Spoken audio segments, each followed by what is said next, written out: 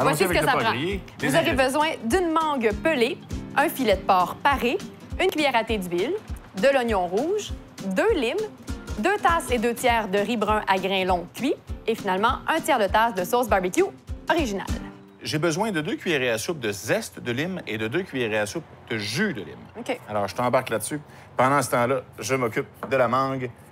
Ça nous prend une mangue qui est bien mûre. Et puis, vous savez, la mangue, c'est un fruit qui est de forme ovale. Il y a un côté qui est un petit peu plus plat. Oui. Et c'est dans ce sens-là aussi que je trouve le noyau. Alors, quand on veut couper sur les côtés du noyau, on va évidemment le prendre du côté où il est le moins large.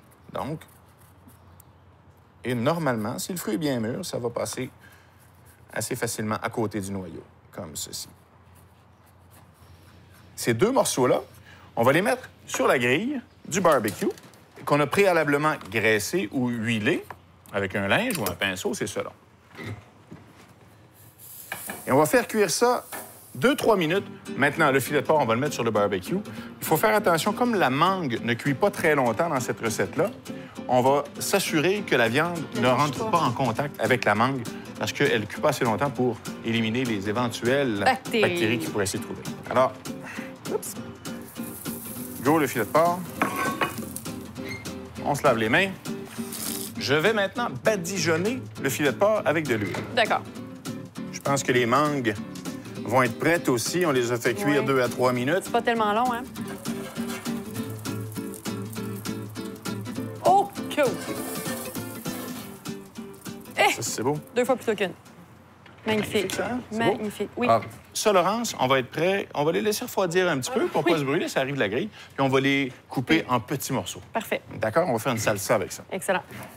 On peut maintenant aussi tourner le filet de porc. Oh, wow!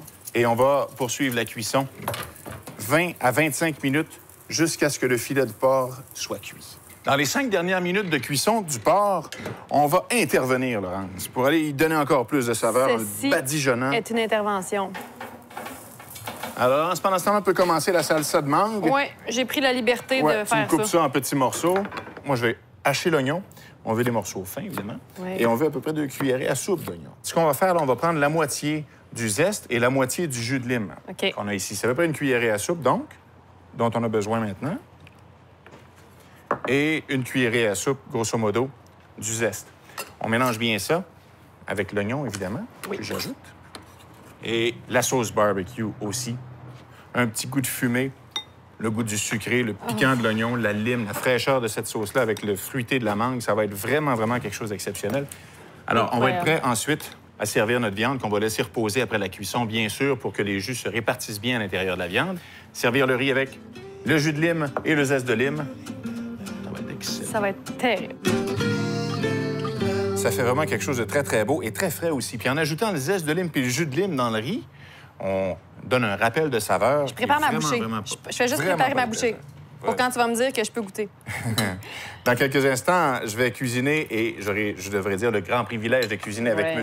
Yves Corbeil, un bonhomme que j'adore, je dois vous l'avouer. On va faire un poulet avec canette de bière ensemble. Ça va être vraiment le fun, c'est une belle recette aussi.